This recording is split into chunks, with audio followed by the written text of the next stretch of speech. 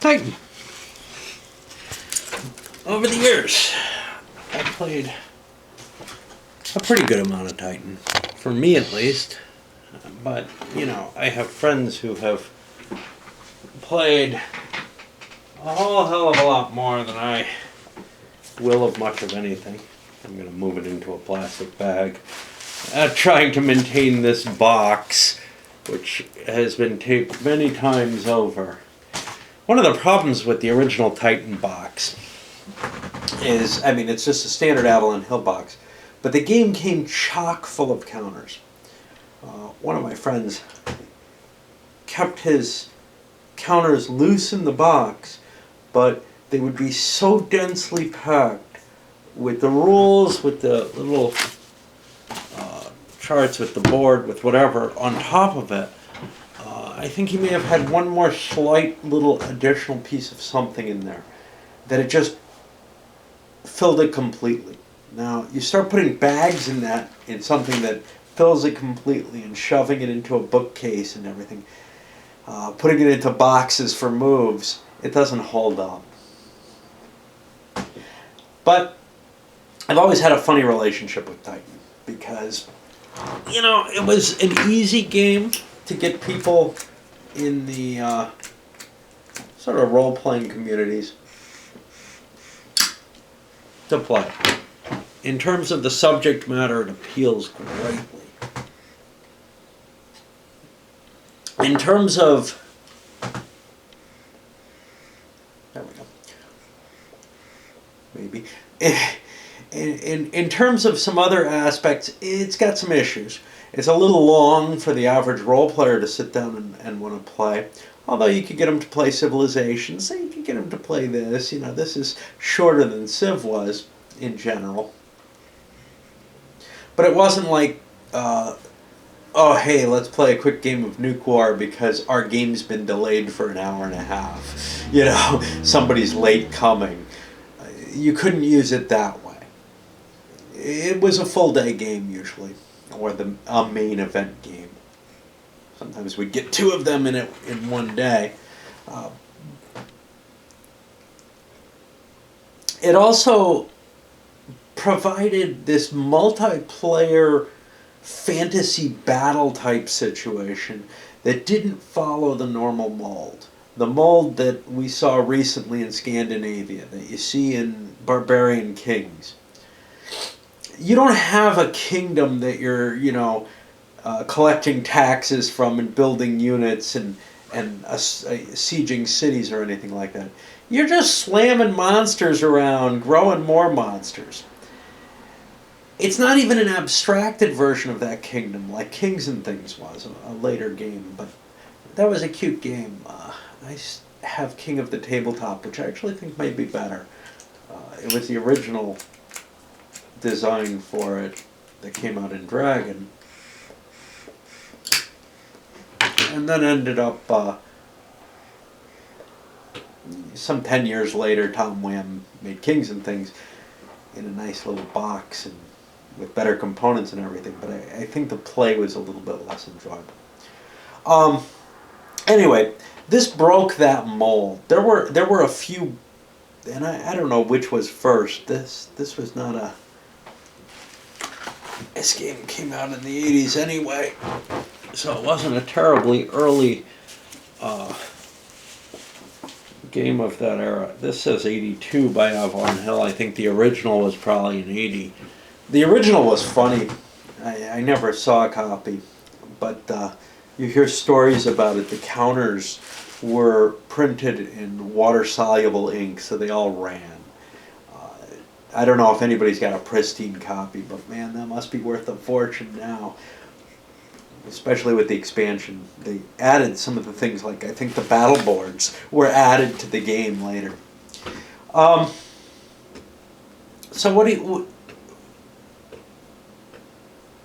This is a design that nothing really has matched or done anything quite like that I can think of.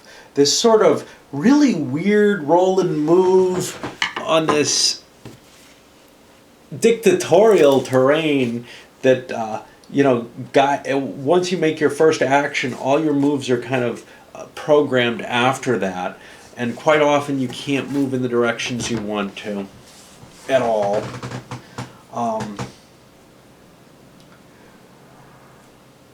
The stacking concepts and building, just this, what it all comes down to is something that I would say fits the word thematic very well, which is that, oh yeah, it's kind of evocative of this theme, but it's got nothing to do with a subject matter. I mean, try to make a sensible story out of Titan. The world map doesn't make sense. The recruitment is just kind of weird. But it all works together to create this kind of nice game in this idea of fantasy monsters. Very much like Euros, and why they deserve the word thematic. I'd say Kremlin deserves it. It doesn't really try to show the mechanisms and the way factions work at all. I'd say War of the Ring does not. War of the Ring has a simulative nature to it, out of a few of the things that I've done very recently. Dominant Species is a thematic game because it fails to address the subject matter in any way, but it's very evocative of some kind of theme or another, I guess. I'm not sure quite what that is. It ain't evolution, I'll tell you that now. Okay. But for some people it is, in the same way that this, without doing any simulation, evokes certain aspects that someone wants to trigger. So, what about the play itself? Well, like I said, it runs a little longer than most people today would like. It also has this problem with people getting knocked out. Probably no worse than Risk. You can get knocked out pretty early in Risk, and then there's a couple of people playing a very long game. It doesn't have a turtling aspect in quite the same way that Risk does. Although you can run from your enemy can build a net and eventually can catch you. There's no indefinite strong defensive positions that you can build and then hope to attack out of. But there is the possibility that things can turn on a bad battle for one where the luck goes a little wrong. The idea of translating to a battle board. Horrible, horrible idea in most games. Things like Bismarck handle this so poorly, in my opinion. But here, because the game isn't really representing anything sensible, it kind of doesn't matter. And it's kind of cool that you have this translation to fight things out. It's almost like doing the advanced battles in Kingmaker. The thing's so damn abstract that you don't really feel like you're fighting a battle anymore. You feel like you're just doing some extra tasks, but there's extra room for strategy, well, for tactics at least. In fact, one of the things I brought up in this game is there really isn't a lot of room for real strategy. Well, there's room to screw up the strategy, and I'm very good at that. But there's significant room for tactical maneuvers. Not just on these battle boards where you're trying to win the individual battle, but also on the actual movement board, the master board, where you're trying to build those nets and capture somebody and put somebody in a position where you've got them pinned with one force and then you bring another one in behind them, and maybe you need a third one to come behind that second one to finish them off because you've just made them a little stronger. You've wiped out that stack, you've maybe given them some points, and now they're weak enough for your second stack to roll over them, but you've also given the player some points.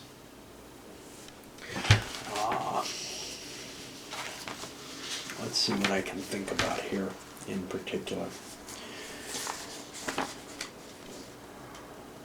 The terrain types on the battle boards definitely make a bonus for the whole thing. And in some cases, some of the critters are just stronger in their home terrain to such an extent, in particular the jungle junk, the stuff that likes brambles. Wow. That stuff really gets a bonus by being in its terrain. A lot of the other stuff, not so much of a bonus. Its terrain's not as rich over the board. It just doesn't provide as much of a pain in the ass. But even just the marsh, you saw where that was creating bottlenecks and causing some real issues. Or just some trees, which don't really hurt anybody. No one's native to trees except maybe flying people. There's the disposition of where your angels are. And whether or not you want to call one in just to pull it out of a stack or to add it to a different stack to give you a little bit more flexibility in the way you play. The composition of your stacks themselves.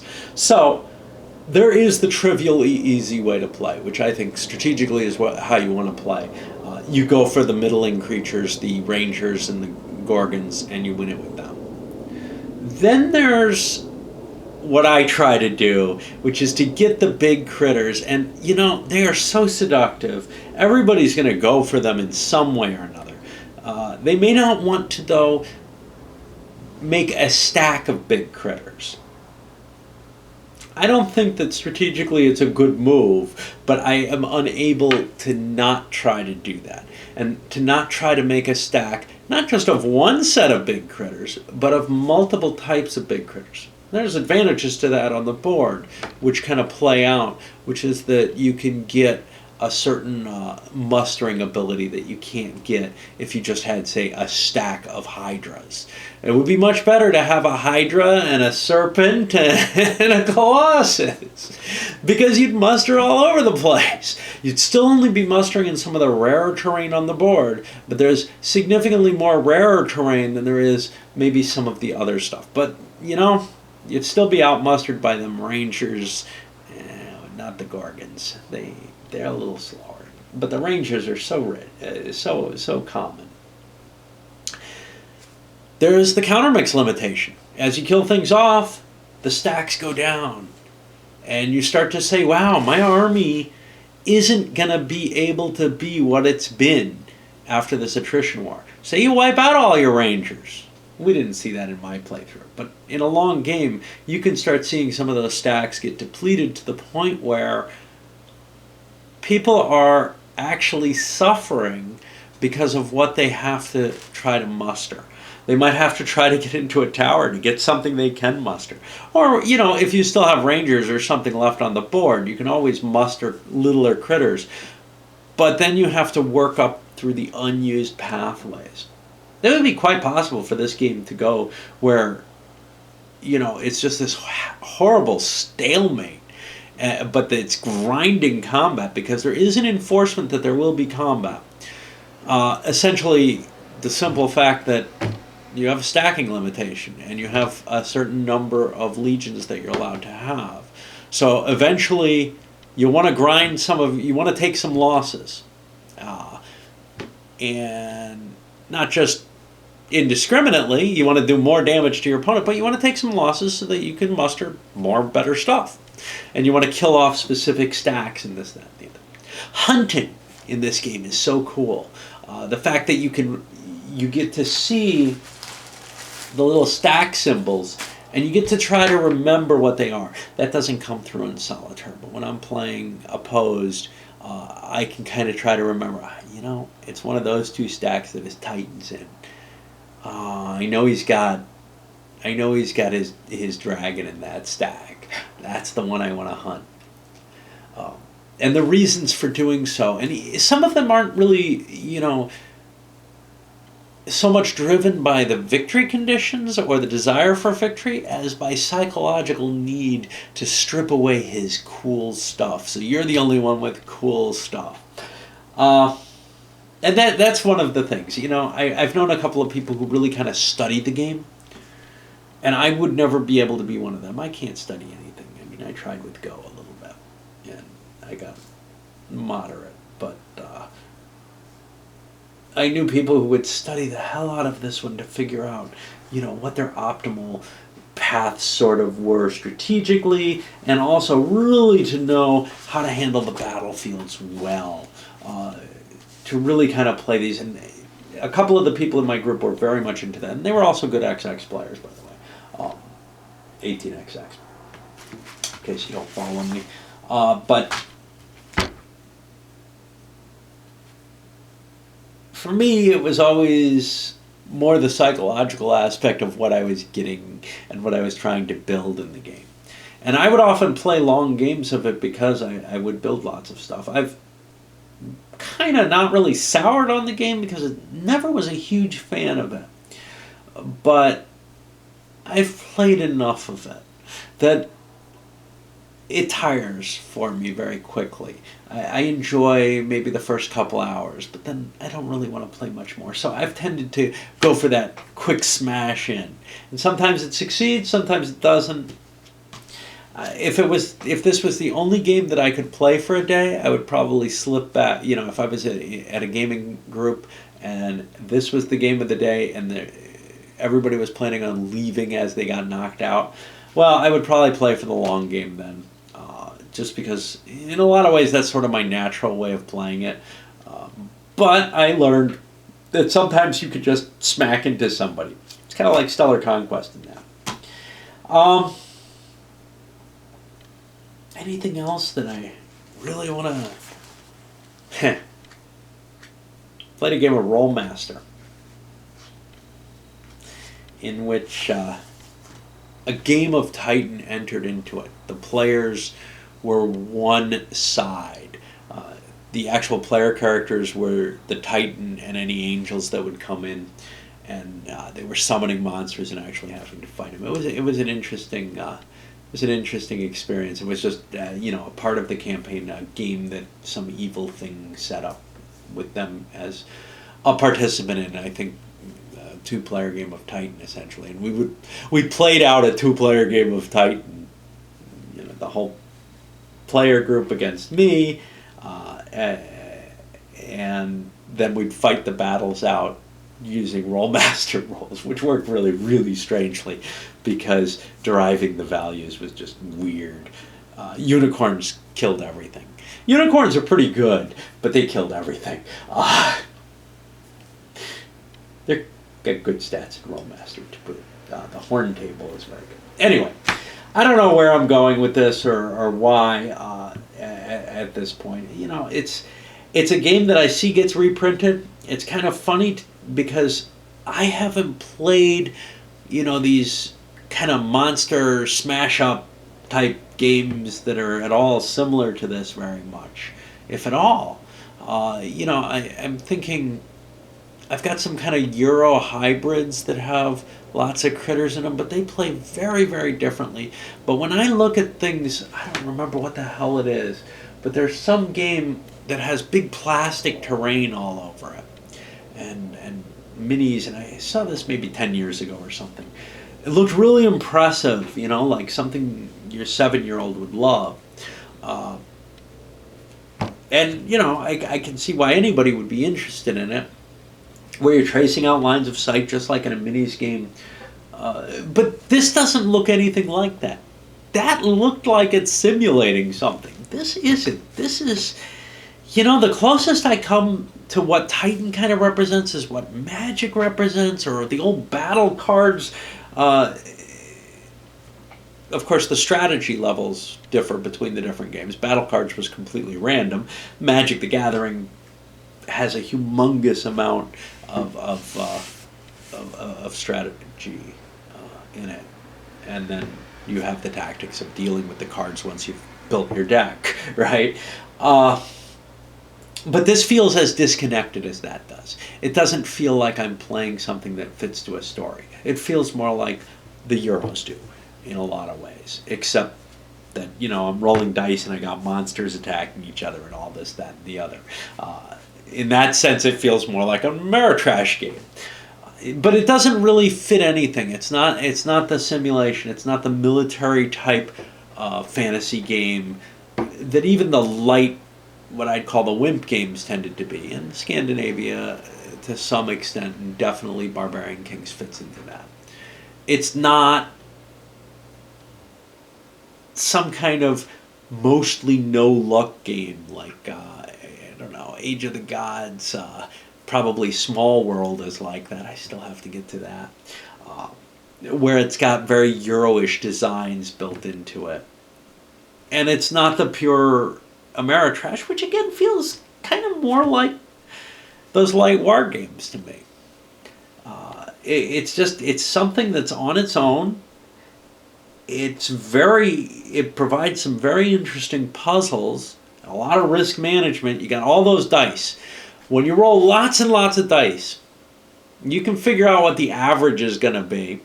And chances are your dice will roll pretty much along the average overall. But every now and then you're going to be shafted hard by a bad die roll or set of die rolls or something like that. Other times, of course, you just misplay. I've seen people complain about their die rolls in Titan when their tactics on the board sucks worse, and you just point that out to them, and then they get angry because they were already pissed about their bad die rolls, and you're like, well, if you had played it right, you would have beaten me even with your die rolls. So, come on, stop complaining. If you're going to take it that seriously, take it seriously enough to put some effort into your decision making, right? I don't know.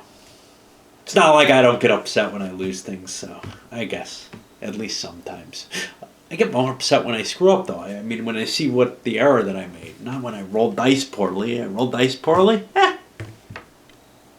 It's got to happen every now and then. Usually, I roll tremendously well. All right, up it goes.